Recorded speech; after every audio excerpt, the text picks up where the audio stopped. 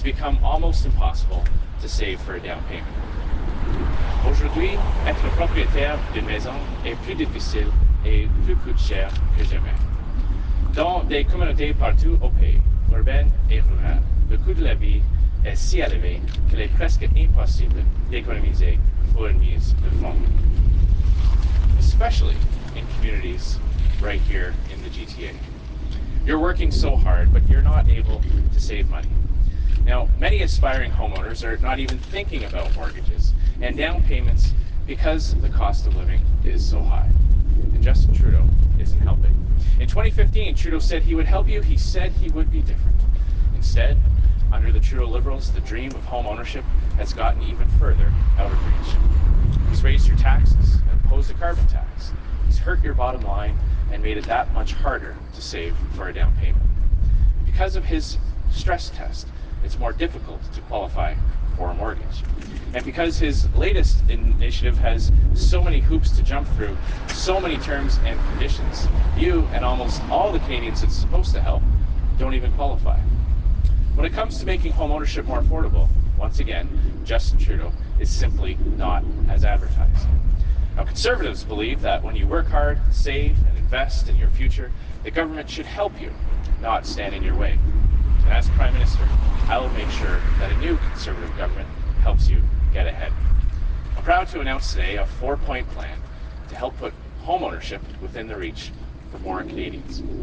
First, a new Conservative government will fix the stress test to make sure first-time home buyers can get access to a mortgage.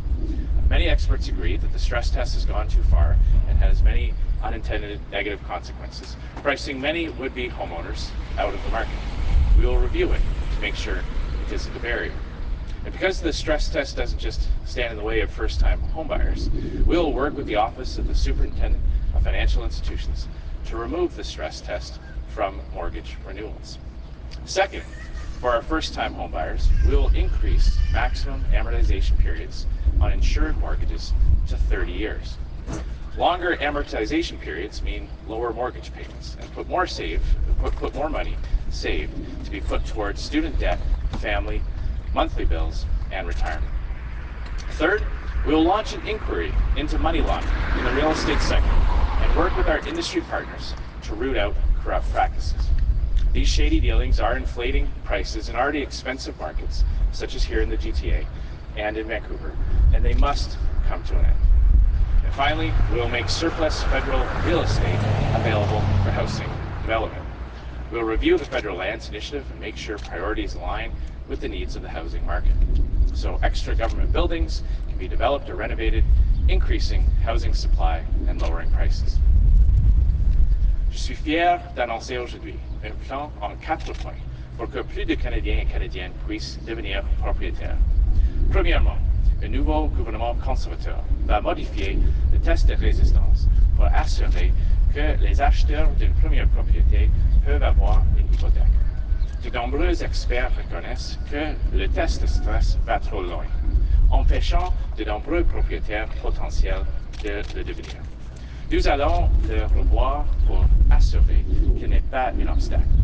Et comme le test de stress n'est pas un obstacle seulement pour les acheteurs d'une première propriété, nous allons travailler avec le Bureau de surintendant des institutions financières pour supprimer le test sur le renouvellement des hypothèques.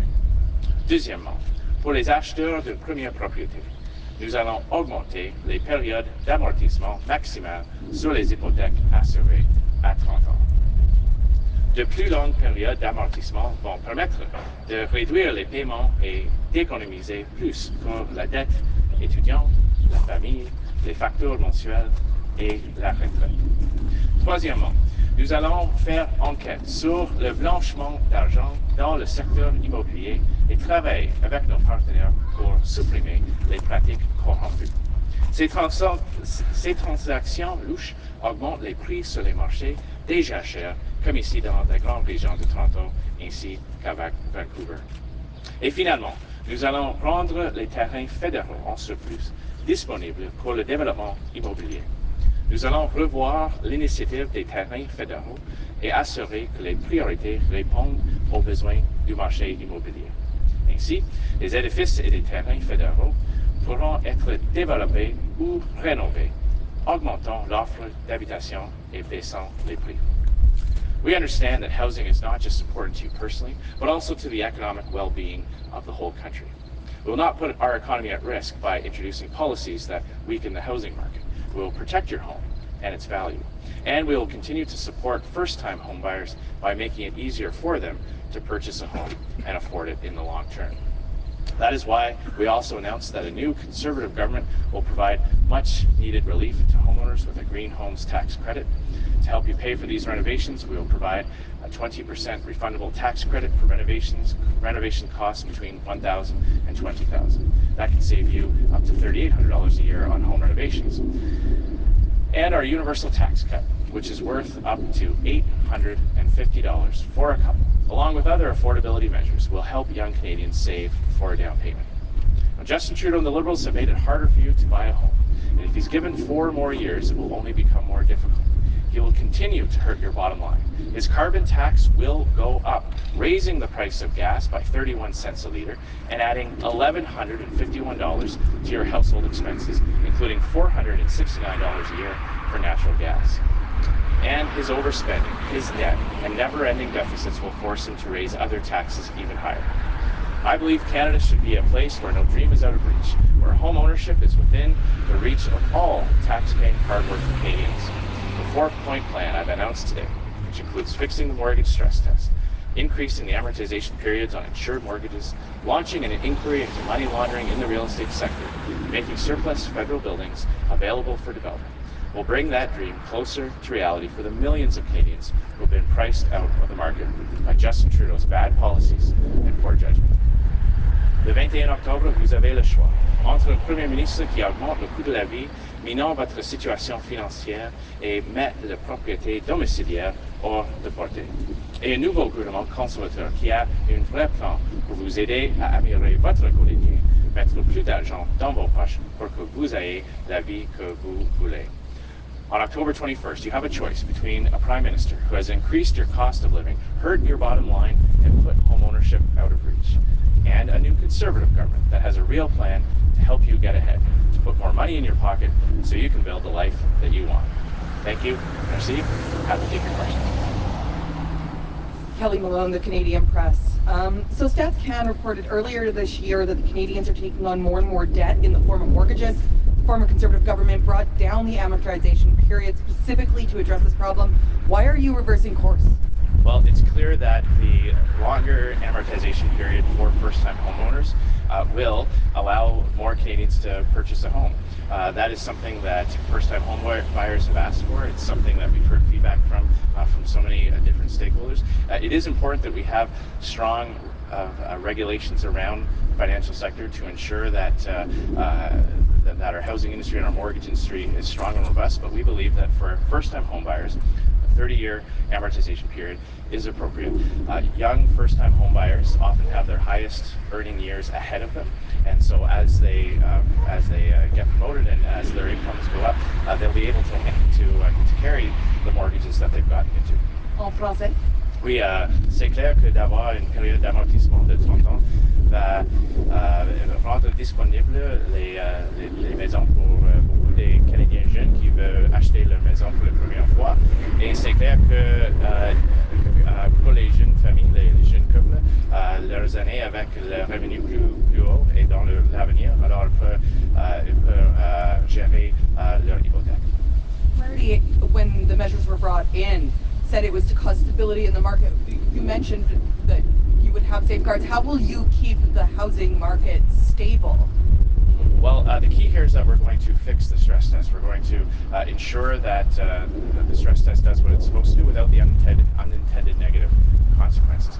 For example, in the last few years, the percentage of Canadians who are using unregulated private lenders has gone from 6% to 10%. And that means that they're often paying much higher interest rates because they're unable to get mortgages through traditional banking systems. So clearly there are some unintended negative consequences that we want to address with this review of the stress test. Good morning, Mr. Scheer. JP Tasker from CBC News. I noticed in your announcement there's nothing on a foreign speculator tax or any sort of measures to curb bulk buying by non-Canadians. Why have you left foreign foreign speculator tax off the table? The key here is if we're looking at the types of practices that have a negative impact on housing prices, our focus here today is on the money laundering aspect of it. This is something that governments across the country have contemplated, including the British Columbian government. We believe that this will help get to the bottom of some of the shady practices that are going on. Many of that money does come from overseas, and this type of national inquiry will allow us to get to the bottom of it and to propose the types of changes that we'll need to address it. What about the Liberals' first-time home buyer incentive? Will you scrap that? That policy is, like so many other of Justin Trudeau's policies, not as advertised. So many Canadians will not be eligible for it. It won't have a real impact on the ability for young couples to get into the housing market. And at the end of the day, the government owns part of your home and benefits from the sale of that down the road. So our policy will make housing more affordable for Canadians. We have a real plan, and we will actually follow through on it, unlike Justin Trudeau, who just always breaks his promises after the election. Le plan de Justin Trudeau n'est pas un vrai plan, c'est pas ce qu'il prétendait d'être. Beaucoup la grande majorité des jeunes Canadiens ne sont pas ne peut pas accéder à ce plan. C'est pas un vrai plan et notre plan aujourd'hui qu'on annonce est un vrai plan pour les nouveaux, les jeunes Canadiens qui achetaient leur maison pour la première fois. Mr. Scheer, Michael Couture from Global National. Global News has found that the former head of the U.S. neo-Nazi group and the former Soldier of Odin member were among those whose signatures were submitted to Elections Canada last year to officially register the People's Party of Canada. Does this give you another reason to ask for Mr. Bernier to not be in this debate now? Well, of course, I absolutely condemn those individuals and anyone who promotes messages of hate or intolerance. Clearly have no place in our society or in our public discourse. The decision, the criteria was for the debates were designed by the Liberals without consultation from the other parties. It's really up to the Liberal government to explain. I'm looking forward to debating Justin Trudeau. That's what my focus is on. He ran away from the first debate. I'm hoping he shows up for the next one, but I'll be ready for that opportunity to contrast my real plan to help Canadians get ahead with his failed policies of higher taxes and less affordable living. Oui, alors j'ai absolument condamné les personnes ou les groupes qui promotent les idées de haine ou d'intolérance. C'est au gouvernement libéral d'expliquer leurs critères pour les débats.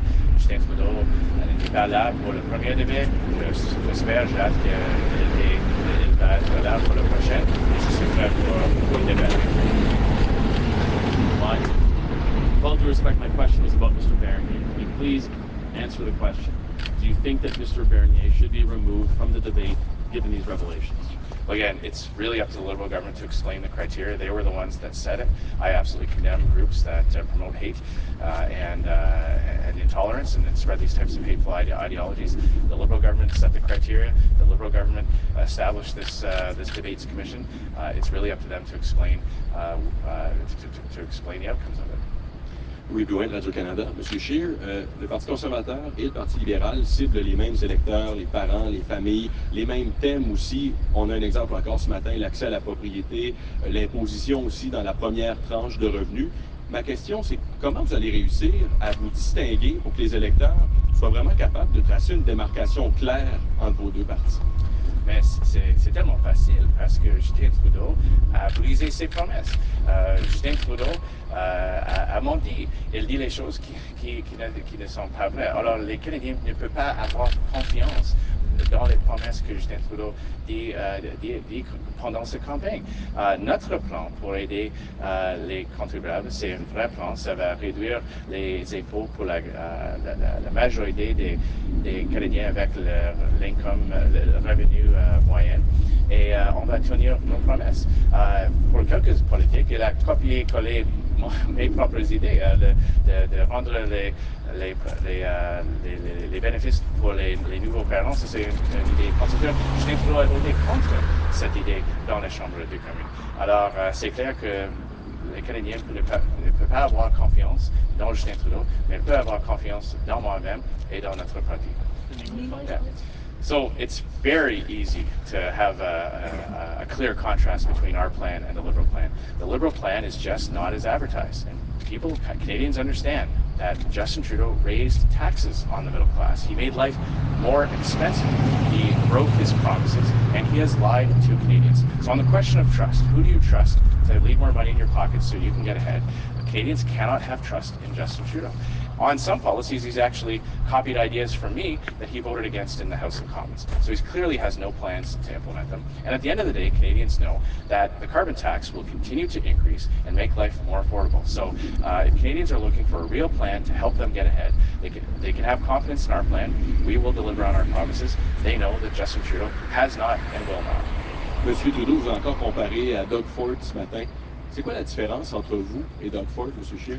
Mais on va avoir notre propre plan, nos propres idées, nos propres politiques pour les Canadiens. La vraie question, c'est quoi la différence entre Kathleen Wynne et Justin Trudeau?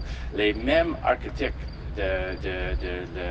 le bilan désastreux de Kathleen Wynne et Dalton McGuinty maintenant travaillent pour Justin Trudeau et ils suivent le même plan.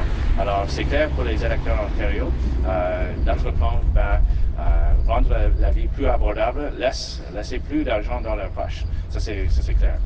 So the big difference, the real question is what's the difference between Kathleen Wynne and Justin Trudeau? The very same people who were the architects of the failed Kathleen Wynne, Dalton McGuinty government that raised taxes, ran massive deficits, mired in scandal and corruptions, are now working for Justin Trudeau, and they're following the same playbook. So voters in Ontario know that they can limit the damage of Justin Trudeau to one term, and they can elect a Conservative government that will lower taxes, protect our public institutions and our public programs like healthcare and education, and make life more affordable so they can get ahead. Christy Kirkup with the Globe and Mail. Just to follow up on what you just said about Kathleen Wynne, your party recently released an advertisement aimed at her. Aren't people going to get confused about whether this is a provincial election versus a federal election? I think Canadians are quite clear in the contrast this election. They see Justin Trudeau, who is mired in scandal and corruption, who has lied to Canadians, who has lost the confidence of Canadians because he just simply cannot tell the truth. He continues on a daily basis to not be able to come clean with Canadians. And they see in myself a leader who is ready to make life more affordable, to cut their taxes, to return to balanced budgets over a responsible period of time. The choice between the two parties and the two leaders in this election could not be more clear, and I'm convinced that Canadians see that and will vote Conservative on October 21st. But Mr. Trudeau is not campaigning against the Premier, and you're not campaigning against Kathleen Wynne. So why make that the central focus of your message to Ontarians? I think it's important for people in Ontario to know that Justin Trudeau will follow and has been following the exact same playbook that Kathleen Wynne and Dalton McGuinty ran here in Ontario. Voters here understand what happens when you let Liberals continue their corrupt ways, continue to run massive deficits, continue to break their promises and lie to the people that they're elected to serve. And I believe that on October 21st, the voters in Ontario and across the country will limit the damage of Justin Trudeau's government to one term. Cheryl Levin with CPAC. Mr. Scheer, here in the King Vaughan, transportation congestion is already a real major problem. Your plan that you've just outlined talks about, making it easier for new builds and new developments. What is your government going to do to, help alleviate that problem? That's an excellent question. We will have more to say throughout the campaign about ensuring that infrastructure dollars follow through on being linked to new developments, that new housing markets can come onto the market. New housing developments can come onto the market, and that the infrastructure projects to help people move from where they live to where they work go along with it. In addition, things like the public transit tax credit that we've announced will make taking public transit more affordable for so many people, and that will help alleviate congestion as well. And we will have more to say on specific infrastructure projects, both here in the GTA and around the country, that will help address that. Good morning, Mr. Scheer. Joyce Thankyer, CTV. So I'm wondering why, despite the troubles the Liberal campaign has had in the past week and the scandal this winter, how come you're still neck and neck with the Liberal candidate? Well, I believe that Canadians will see the clear contrast between a scandal-plagued Liberal government led by someone who can't tell the truth and breaks his promises, and our real plan to make life more affordable. I don't get too worried about the polls. There's only one poll that matters. That's on October 21st. I can tell you our candidates are telling us that the response at the doors is fantastic. We're getting more volunteers out this election than we did in the last election. We've got campaigns all across the country where 2 or 3 years ago, people were writing us off, and we are going to win those seats. We're going to surprise a lot of people on October 21st. I've been underestimated my entire political career, and I can tell you that I'm very happy with the way the campaign is going. Our plan is resonating. People are getting excited about our policies, our tax cuts, and what we're going to do for them. And I'm quite confident about the results on October 21st. Oui. Il y a seulement 11 sondages qui comptent. Ça, c'est le sondage le 21 octobre.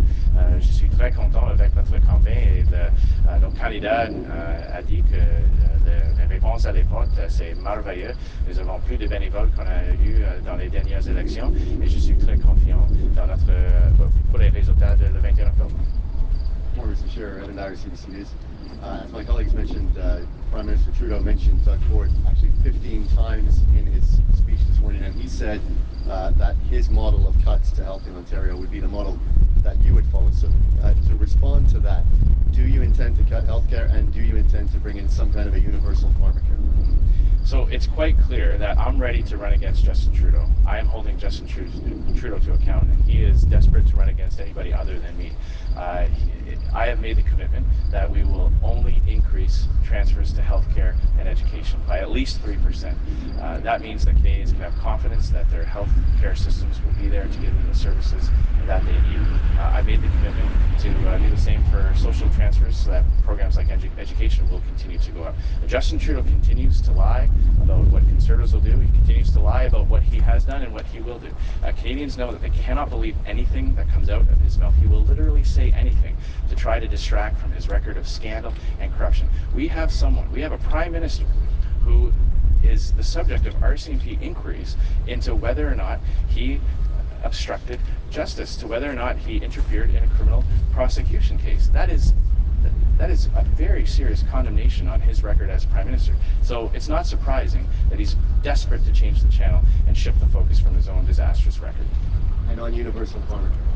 Well, I mean, this is a promise that Liberals have made since I was a teenager, and they had had one of the ministers from Kathleen Wynne's failed government design the proposal. Canadians know that this will cost billions and billions of dollars. None of his plans are costed. No details. He's clearly unable to explain to Canadians how he would implement any of these things. And so once again, Canadians cannot have confidence in what he's proposing. Thank you. Merci beaucoup tout le monde. Thanks very much.